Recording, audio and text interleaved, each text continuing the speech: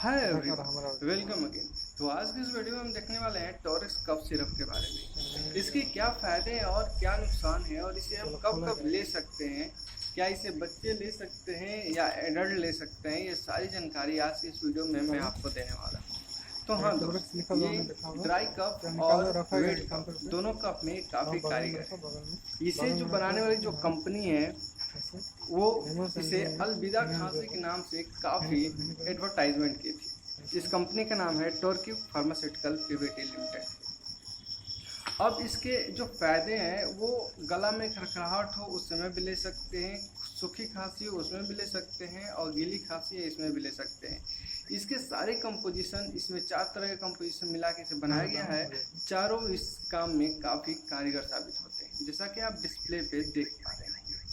अब इसके side effect का बात करते हैं। इसका साइड इफेक्ट कोई ज़्यादा साइड इफेक्ट नहीं है, बस इसे लेने से थोड़ा नींद आती है और थोड़ा थकान सा फील होता है। इसे बच्चे ले सकते हैं लेकिन 5-5 ml सुबह शाम और एडल्ट ले सकते हैं 10 ml 3 टाइम। ऐसी मेडिसिन रिलेटेड वीडियो के लिए हमारे चैनल के साथ बने रहें और आप किस मेडिसिन के बारे में जानना चाहते हैं कमेंट सेक्शन में अपना सजेशन जरूर दें।